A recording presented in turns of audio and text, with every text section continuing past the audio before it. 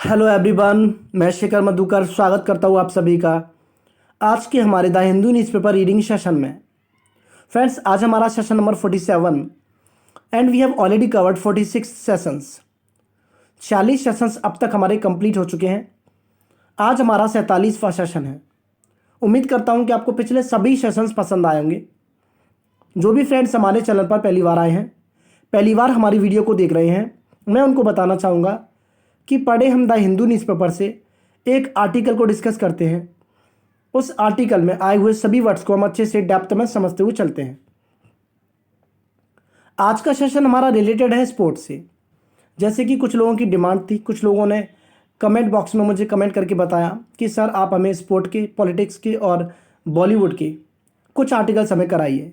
तो आज का सेशन हमारा उन लोगों के लिए खास तौर से जिन लोगों ने मुझे कमेंट करके बताया, और साथ ही साथ आप सभी लोगों के लिए ये आर्टिकल कुछ ना कुछ दे करके जाएगा, आपको कुछ सिखा करके जाएगा। चलते फ्रेंड्स, शुरुआत करते हैं आज के सेशन की। सबसे पहले हम पढ़ने का काम करेंगे हमेशा की तरह हेडलाइन को। तो हेडलाइन में लिखा हुआ है दीपक पूनिया। देखिए यहाँ पर एक नाम दिया है दीपक पूनिया। ये जो शख्सियत आप देख रहे होंगे इस इमेज में, इनका नाम है दीपक पूनिया। ये एक रेसलर है, तो उनके बारे में ये आर्टिकल आज का आया है। दीपक पूनिया डिलाइटेड, ये हाईलाइट किया हुआ है मैंने, तो एक इम्पॉर्टेंट वर्ड है ये। डिलाइटेड का मतलब होता है ग्लैड, वेरी हैप्पी, बहुत ज़्यादा खुश। तो दीपक पूनिया डिलाइटेड, दीपक पूनिया डिलाइटेड है, खुश है। टू रिज्यूम, रिज्यूम का मतलब आपको समझना है। रिज्यूम को हम दो तरीके से यूज़ कर सकते हैं, एक नाउन की तरह और दूसरा वर्ब की तरह। समझिएगा फ्रेंड्स, जब भी आप इस वर्ड को नाउन की तरह यूज़ कर रहे हैं तब आप इसको प्रोनाउंस करने का काम करेंगे रेज्यूमे। रेज्यूमे, वही रेज्यूमे जिसको आप सबमिट करते हो जब आप किसी इंटरव्यू में जा रहे होते हैं, किसी जॉब के लिए जब अप्लाई करते हैं, तब आप इस शब्द का, इस वर्ड का इस्तेमाल करते हैं। ठीक है फ्रेंड्स, उस डॉक्यूमेंट को जो आप सबमिट करते हैं, तो उस डॉक्यूमेंट को ही हम बोलने का काम करते हैं रेज्यूमे। अगर आप इसको वर्ब की तरह यूज़ कर रहे हैं तो इसका मतलब होता है टू स्टार्ट समथिंग अगेन, फिर से किसी चीज़ की शुरुआत करना। तो यहाँ पर आप देख रहे हो टू से जुड़ा हुआ है, तो इसका मतलब ये वर्ब की तरह ही यूज़ किया गया है, इसलिए आप इसको प्रोनाउंस करने का काम करेंगे रिज्यूम। दीपक पुनिया, जो दीपक पुनिया है डिलाइटेड, खुश हैं। टू रिज्यूम, फिर से शुरू करके। प्रॉपर ट्रेनिंग, अपनी जो प्रॉपर ट्रेनिंग है उसको फिर से शुरू करके। आप सभी को पता है कि लॉकडाउन में, कोविड-19 के चलते जो लॉकडाउन हुआ उसमें सारी चीज़ें ठप हो गई थी, बंद हो गई थी। अब अनलॉक की प्रक्रिया हालांकि शुरू हो गई है, और इसीलिए इन्होंने क्या किया है, अपनी प्रॉपर ट्रेनिंग को रिज्यूम कर दिया है, फिर से शुरू कर दिया है। और दीपक पुनिया ऐसा करके बहुत खुश हैं। तो ये इस हेडलाइन का मतलब है कि Deepak Punia delighted to resume proper training. Deepak Punia खुश हैं अपनी प्रॉपर ट्रेनिंग को फिर से शुरू करके। अब बढ़ते फ्रेंड्स आगे, देखते हैं आगे क्या लिखा हुआ है। आगे लिखा हुआ है nice to be among friends and practice in a good environment. यहां से आपको समझना है nice to be among friends. देखिए इसका मतलब क्या है, nice to be among friends. जैसे हम मान के चलते, यहाँ पर लिखा हुआ है it is nice to be among friends, यानी कि दोस्तों के बीच में होना। अमंग फ्रेंड्स मतलब दोस्तों के बीच, दोस्तों के बीच होना बहुत अच्छा लगता है। हालांकि यहाँ पर इट इज़ नहीं लिखा हुआ है, क्योंकि हेडलाइन में हमें ग्रामर से कोई मतलब नहीं होता। यहाँ पर हिडन मीनिंग है इट का। अब यहाँ पर कोई सब्जेक्ट है नहीं, तो इसलिए हम इट मान के चलेंगे। तो it is nice to be among friends, यानी कि दोस्तों के बीच होना बहुत अच्छा लगता है। And practice in a good environment, और इन्वायरमेंट तो आप जानते होंगे, अच्छे वातावरण में प्रैक्टिस करना, अच्छे वातावरण में, अच्छे इन्वायरमेंट में प्रैक्टिस करना अच्छा लगता है। तो ये दो बातें वो कह रहे हैं, कौन कह रहे हैं, दीपक पुनिया कह रहे हैं कि दोस्तों के बीच होना अच्छा लगता है और गुड इन्वायरमेंट में प्रैक्टिस करना भी अच्छा लगता है। तो ये है इस हेडलाइन का मतलब। चलिए फ्रेंड्स, आगे बढ़ने का काम करते हैं और आगे हम समझने का काम करेंगे। थोड़ा सा मैं इसको जूम करना चाहूँगा आपके लिए, जिससे आपको हर चीज़, हर एक शब्द, सेंटेंस अच्छे से दिखाई दे। चलिए फ्रेंड्स, बढ़ते हैं आगे और पढ़ने का काम करता हूँ मैं आगे। आफ्टर ओवरकमिंग, आफ्टर तो आप जानते होंगे, आफ्टर एक प्रपोजिशन और ओवरकम यहाँ पर एक वर्ब के रूप में। देखिए जब भी आप किसी प्रपोजिशन के बाद किसी वर्ब को लिख रहे हैं तो आपको हमेशा उसको जेरेंट फॉर्म में ही लिखना होता है। तो ओवरकम का मतलब क्या होता है ये भी हमें जानना है। ओवरकम का मतलब होता है किसी चीज़ पर काबू पाना, किसी चीज़ से उभर पाना। After overcoming the death of his mother, अपनी माँ की जो डेथ है उससे उभर पाने के बाद world championships silver medallist wrestler Deepak Punia has got back to serious training. उम्मीद करता हूँ कि ये आपको समझ में आ रहा होगा। फिर से मैं पढ़ने का काम करता हूँ। After overcoming the death of his mother, अपनी माँ की मृत्यु से उबर पाने के बाद वर्ल्ड चैंपियनशिप्स के silver medallist wrestler, silver medallist जो रेसलर हैं, अब ये तो आपको पता ही चल गया होगा कि ये रेसलर है दीपक पूनिया, जो एक रेसलर है। देखिए फ्रेंड्स, एक तो होता है बॉक्सर और एक होता है रेसलर। अब इन दोनों में डिफरेंस क्या होता है? देखिए, बॉक्सिंग जो की जाती है ना, वो ग्लव्स पहन के की जाती है। बॉक्सिंग का मतलब होता है मुक्केबाजी, जबकि रेसलर का मतलब होता है कुश्ती। तो इनमें थोड़ा सा डिफरेंस होता है। रेसलिंग में हमें किसी ग्लव्स की ज़रूरत नहीं होती, लेकिन बॉक्सिंग में हमें ग्लव्स की ज़रूरत होती है। ठीक है फ्रेंड्स, तो ये बॉक्सर नहीं है, ये रेसलर है और ये रेसलिंग करते हैं। अब देखिए, समझिए, after overcoming the death of his mother, यानी कि अपनी माँ की मृत्यु से उबर पाने के बाद world championship silver medallist, world champion के जो silver medallist wrestler Deepak Punia हैं, हैज़ गॉट बैक, वो वापस आ गए हैं। Has got back, get back का मतलब होता है वापस आना, लेकिन यहाँ पर थर्ड फॉर्म लिखी हुई गॉट बैक, तो हैज़ गॉट बैक, वो वापस आ गए हैं टू सीरियस ट्रेनिंग। किसके लिए?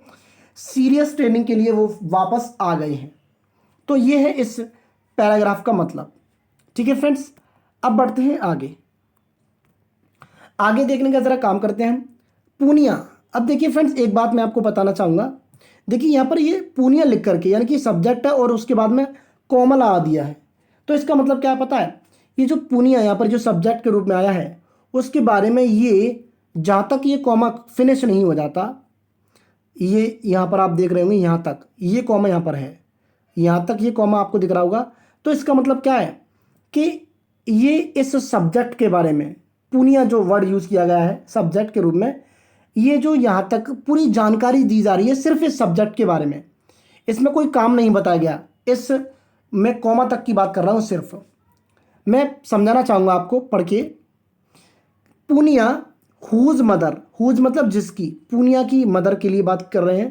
पूनिया हुज मदर, जिनकी माँ कृष्णा देवी, पूनिया जिनकी माँ जो कृष्णा देवी डाइड ऑफ, मर गई थी, डाई ऑफ। आपको हमेशा याद रखना है कि जब भी कोई इंसान किसी डिजीज़ के कारण मरता है तो आपको हमेशा डाई के बाद में ऑफ का यूज़ करना होता है। चलिए समझते हैं। Punia whose mother Krishna Devi died of heart attack in April. तो ये पूरी इस सब्जेक्ट के बारे में डिटेल थी, सिर्फ यहाँ पर हमारा ये जो कॉमा है वो एंड हो जाता है कि पूनिया जिसकी माँ मर गई थी हार्ट अटैक से अप्रैल में। अब ये जो आप देख रहे हैं स्पेंट, ये जो पूनिया सब्जेक्ट है, ये तो यहाँ तक पूरी डिटेल थी यहाँ तक, और पूनिया ने जो काम किया वो ये स्पेंट वर्ब है, यानी कि सब्जेक्ट पूनिया है और जो मेन वर्ब है इस सेंटेंस की वो है स्पेंट, सेकंड फॉर्म पास्ट के लिए। अब मैं आपको समझाना चाहूँगा कि इतना तो आपको समझ में आ गया होगा कि पूनिया जिनकी माँ मतलब ख़त्म हो गई थी हार्ट अटैक से अप्रैल में, स्पेंट 3 मंथ्स, उन्होंने क्या किया था? बिताए थे। स्पेंट की second form third form spent, तो स्पेंट 3 मंथ्स, उन्होंने 3 महीने बिताए थे of the lockdown period, lockdown period के 3 महीने उन्होंने बिताए थे एट हिज विलेज, अपने गांव में, एट हिज विलेज छरा, तो उनका एक गांव है छरा इन झज्जर डिस्ट्रिक्ट ऑफ हरियाणा, हरियाणा की झज्जर डिस्ट्रिक्ट में जो एक गांव है छरा, उनका गांव जो छरा है वहाँ पर उन्होंने 3 महीने बिताए थे लॉकडाउन पीरियड में, before moving back to his usual training centre. अब वो वापस आ गए हैं, तो before moving back, move back का मतलब वापस आना, गेट बैक का मतलब भी वापस आना, टू हिज यूजुअल, यूजुअल क्या होता है? यूजुअल का मतलब दैट हैपन्स यूजुअली, जो कुछ मतलब यूजुअली होता है, आमतौर पे होता है। तो मूविंग बैक, बिफोर यहाँ पर लगाया है, मतलब बिफोर एक प्रपोजिशन है, फिर से यहाँ पर वर्ब मूव और उसमें आईएनजी, बिफोर मूविंग बैक यानी कि वापस आने से पहले, to his usual training centre यानी कि जो उनका आमतौर पर जहाँ पर जो ट्रेनिंग होती है उस सेंटर में वापस आने से पहले, उन्होंने लॉकडाउन पीरियड के 3 महीने अपने झज्जर जो डिस्ट्रिक्ट है, झज्जर डिस्ट्रिक्ट का जो गांव है छरा, वहाँ पर उन्होंने 3 महीने का जो पीरियड था वो स्पेंड किया था। जिनकी माँ मर गई थी हार्ट अटैक से अप्रैल में, जिनका नाम है पूनिया। तो ये पूरी डिटेल इस रेसलर के बारे में दी है। आगे लिखा हुआ है द छत्र द छत्रसाल स्टेडियम इन दिल्ली। अब जो उनका यूजुअल ट्रेनिंग सेंटर कहाँ पर है, जिसका नाम है द छत्रसाल स्टेडियम इन दिल्ली, दिल्ली में। तो इस स्टेडियम में वो वापस आ गए हैं अबाउट 3 वीक्स अगो। कब? 3 वीक्स अगो, यानी कि 3 महीने पहले।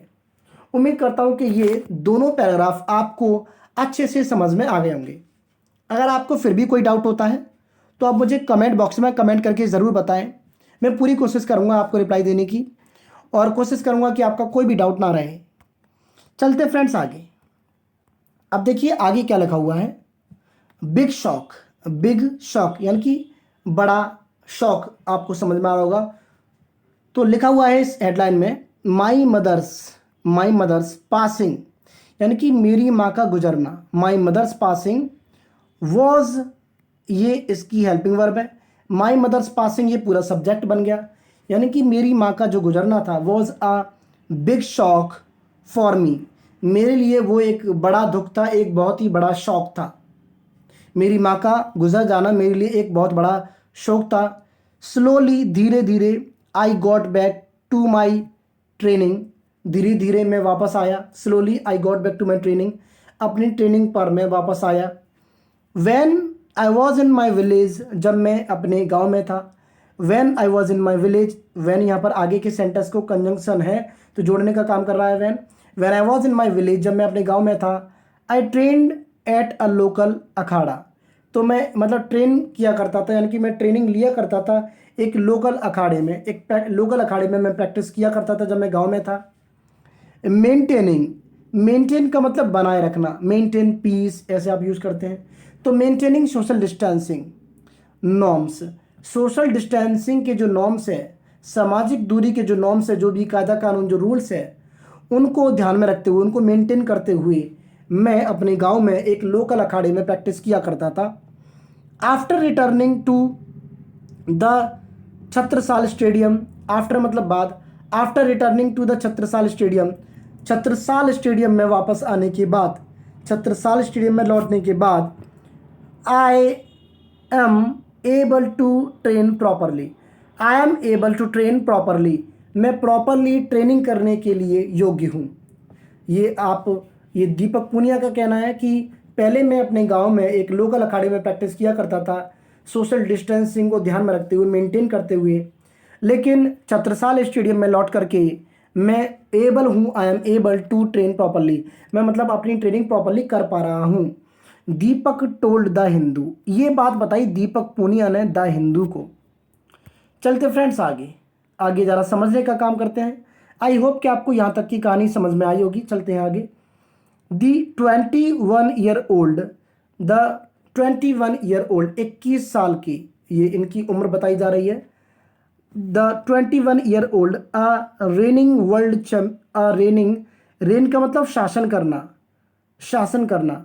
तो द 21 ईयर ओल्ड, 21 साल की, अ रेनिंग वर्ल्ड जूनियर चैंपियन, तो मतलब जूनियर चैंपियन, जो मतलब उन्होंने जो शासन किया है, एक रेनिंग वर्ल्ड जूनियर चैंपियन है ये। रेन का मतलब मैंने आपको बता दिया, शासन करना। तो एक वर्ल्ड चैंपियन में एक जूनियर है, एक जूनियर जो मतलब 21 साल की जिनकी उम्र है, वॉज हैप्पी। यहाँ तक तो ये जो कॉमा आप देख रहे हो, यहाँ तक पूरी डिटेल बताई गई है कि उनकी उम्र 21 साल है, वो रेन करते हैं मतलब शासन कर रहे हैं, मतलब एक मतलब इस समय वो मतलब वर्ल्ड जूनियर चैंपियन है, रेन कर रहे हैं वो मतलब शासन कर रहे हैं, मतलब अब उस स्थान पर कोई नहीं है। तो वॉज हैप्पी, वो खुश थे, टू बी बैक, वापस होकर के, अमंग हिज फ्रेंड्स, अपने दोस्तों में, अपने दोस्तों के बीच में होकर के वो काफ़ी खुश थे। अब फ्रेंड्स के बारे में बोला जा रहा है, इंक्लूडिंग क्लोज बडी, इंक्लूडिंग मतलब शामिल करके, क्लोज बडी मतलब जो हमारे कुछ क्लोज बडी होती है, बडी का मतलब फ्रेंड होता है, खास दोस्त, तो कुछ खास दोस्तों को शामिल करके, एंड रूम पार्टनर, और रूम पार्टनर जो कि worlds medallist and Asian champion Ravi Dahiya, तो रवि दहिया जो कि एशियन चैंपियन और वर्ल्ड मेडलिस्ट हैं, उनके रूम पार्टनर हैं, उनको शामिल करके अपने दोस्तों के बीच में वो खुश हैं, काफ़ी वो खुश हैं, ऐसा बताया जा रहा है। आगे ज़रा बढ़ने का काम करते हैं। आगे लिखा हुआ है इवन दो, हालांकि 25 to 30, 25 से 30, 25 to 30 रेस, यहाँ पर उम्मीद करता हूँ रेसलर ही दिया होगा, तो 25 से 30 जो 25 to 30 रेसलर्स आर ट्रेनिंग, वो ट्रेनिंग कर रहे हैं at Chhatrasal at the moment. तो छत्रसाल जो स्टेडियम है वहाँ पर एट द मोमेंट मतलब इस समय जो 25 से 30 जो मतलब रेसलर्स हैं वो ट्रेनिंग कर रहे हैं। It is always nice to be among friends. It is always nice, देखिए यहाँ पर मैंने हेडलाइन में आपको बताया था nice to be among friends, तो यहाँ पर दिया है इट इज़, यहाँ पर दिया है, तो इट इज़ ऑलवेज नाइस, हमेशा अच्छा लगता है, टू बी अमंग फ्रेंड्स, दोस्तों के बीच में होना, and train in a good environment, और अच्छे वातावरण में ट्रेनिंग करना, ये मतलब काफ़ी अच्छा लगता है, ऐसा वो कह रहे हैं।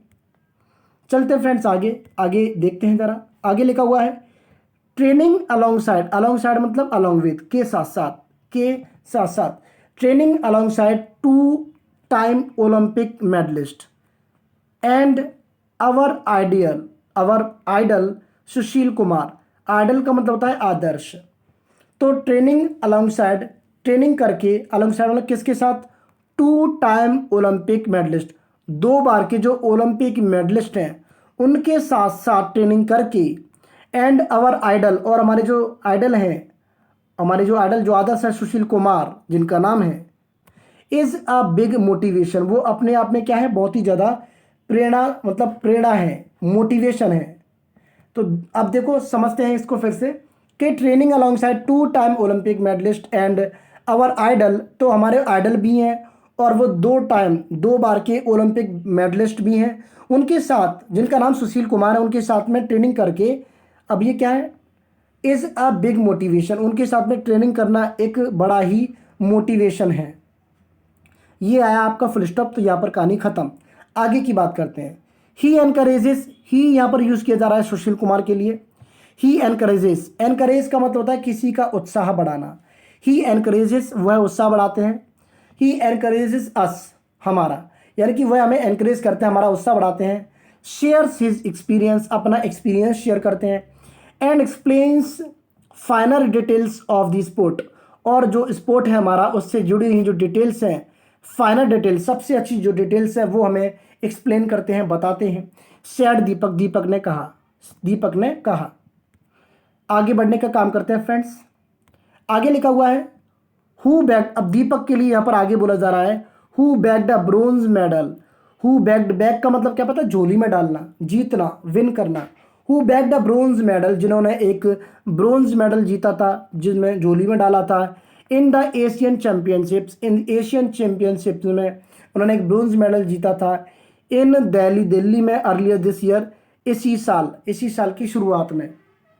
ठीक है फ्रेंड्स, तो ये बोला जा रहा है। अब ये सैड दीपक, ये आप देख रहे हो कि पिछली बात तो दीपक ने कही, लेकिन दीपक के बारे में और डिटेल दी जा रही है।